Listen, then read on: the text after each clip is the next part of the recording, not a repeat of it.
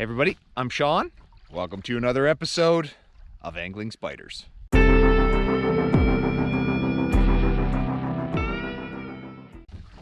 Welcome back everybody. On today's episode, this is a continuation of the previous episode where I'm out doing some fall pike fishing. If you guys didn't catch the first episode, I caught 13 pike in an hour and 40 minutes. It was an awesome morning of fishing. And I'm going to continue doing that right now. I will show you the tactics I was using in a second here, and I'm actually going to switch it up right now and try a lure that I've never used before and have never caught a fish on. So given how good the fish are biting, I want to try to do that right now and see if I can catch a fish on that lure. So stay tuned. Now let's get back to it. All right, so first and foremost, as you can see, it is a beautiful fall day out here. It's a little chilly. It's about 7 degrees, so it's not exactly warm, but beautiful fall colors. The fish are biting. And in the first episode, what I was using was this jackfish lure, Len Thompson jackfish lure. I also used the Catch 'em Big Walleye Rattler series. Started out with that, but I found it was getting snagged in the weeds too much, and so I switched over to the Len Thompson. 12 fish on this one on the Catch 'em Big, and what a great morning it was. Now it's time to switch it up and see if I can catch a fish on something different, and for that I'm gonna have to go into some deeper water. So let me dig into the tackle box here and show you what I'm talking about. Okay, so this is what I'm gonna put on, and this is a bait that I picked up at the Edmonton Boat and Outdoor Show, and this is a CST lure, which is a company here from Alberta. This rainbow trout crankbait, never used it. I am going to use it now. I gotta get out in deeper water. That's what I'm gonna do. All right, everybody. I think it took me about literally 3 minutes to get a fish on this CST trout crankbait. Look at that. That's awesome stuff. All right, so the tactic's a little bit different. Oh, look, there's a fish right there, and actually there's a fish just on the screen. I don't know if that's the same fish or not. That was a bite. Anyways, as I was saying, the tactic in this episode, a little bit different than the previous one. There's another bite. So I'm getting bites while I'm talking here, you guys. And the tactic being that because of the weight of that CST lure, I've got to be in deeper water. And so where in the first episode I was fishing in somewhere between 6 and 9 feet of water, the ideal depth here for this thing is more like 10 to 15 feet of water, and that's what I'm doing. I've gone out into the deeper water here, and I'm just trolling it along this break. And as you guys saw, it's working. I just had a couple of bites there that I missed, but that could also be smaller fish. This is a much bigger lure than I was using. And there we go, look at that. That's a good hit. This is a much bigger lure than I was using in the previous episode, and so the smaller ones might have a bit of a difficulty getting their mouths around it, although to be honest with you, I've caught some really small pike on really big lures, so I don't know that that's really a deterrent. But I don't know if that was all the same fish that just kept following that one and eventually got hooked up, but there we go. The second fish, oh, barely just lipped the second fish, and that is not a big one at all. Barely lipped on that crankbait. All right, let's get this one gone. There we go. All right, we got our third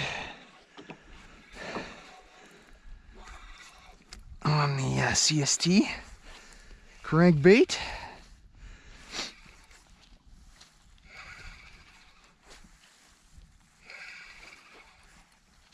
Oh, it got off right there. Right there. Oh, no, it didn't. Now it did. Oh, that was a cool jump.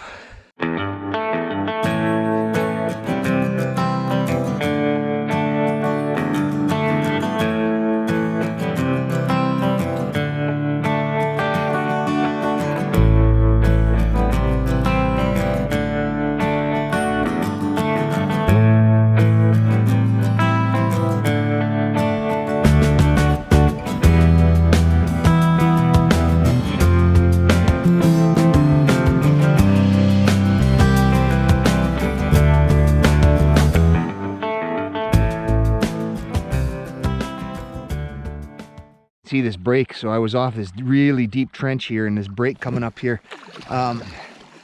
Perfect place to get a fish just off the edge of this break. We'll see what happens as I come over it. And that is coming from about 25 feet of water into 12. So a lot of times you'll get a fish hanging on those breaks. Walleye for sure, but of course the pike are there hanging out, eating the bait fish and the other fish that are in the area. So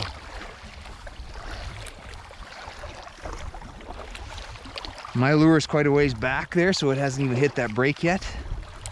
We'll see what happens as we get closer to that break.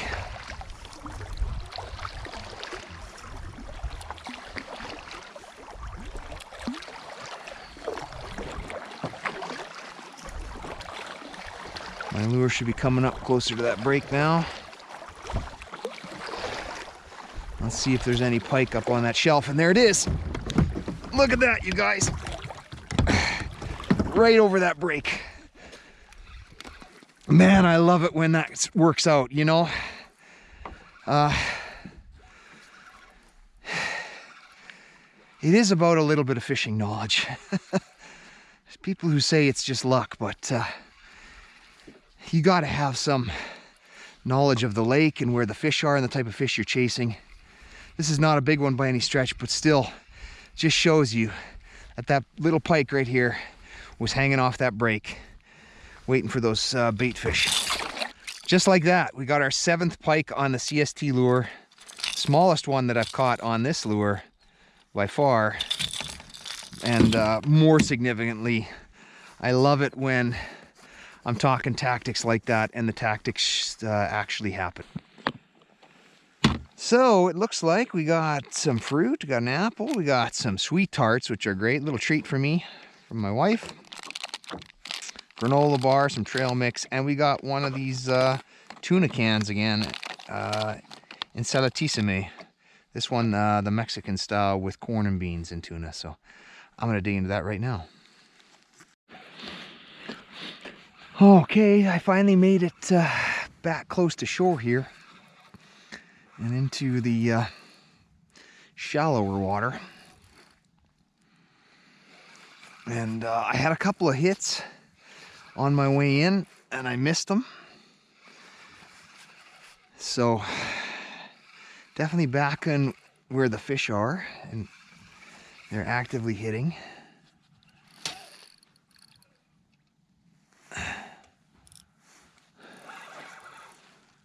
And another nice one. All right, we got the hooks out. And there it goes. And while I got this going here, I'll show you guys the action on this lure. It isn't just a straight wobble like you'd think. Here, crank it. There it is. You can see how wide that wobble is. And that wobble is what's really attracting these fish right now. Okay, so I skipped a few catches here. And this is now lucky number 13 on the CST. I think we've proven that it works great and that it can catch some fish.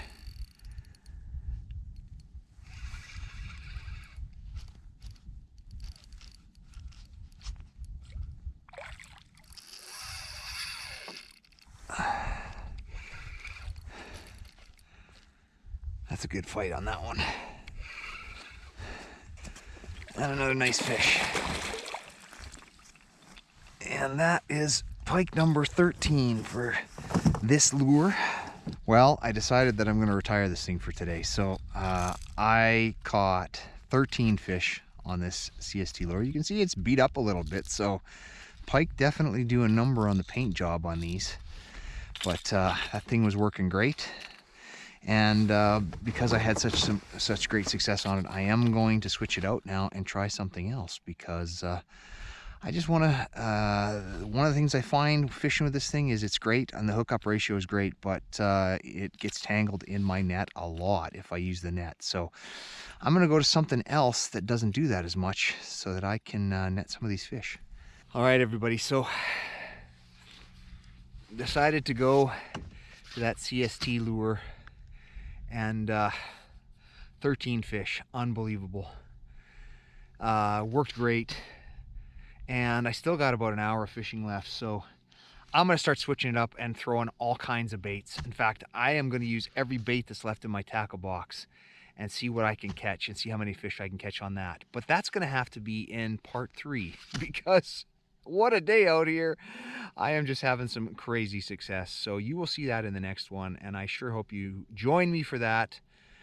If you did like this one and it's your first time here, please subscribe. And for those of you that continue to follow, we really, really appreciate it. And that's going to close this one out on a fantastic day of fall fishing. If you liked the video, smash that like button, hit subscribe. And until next time, good fishing.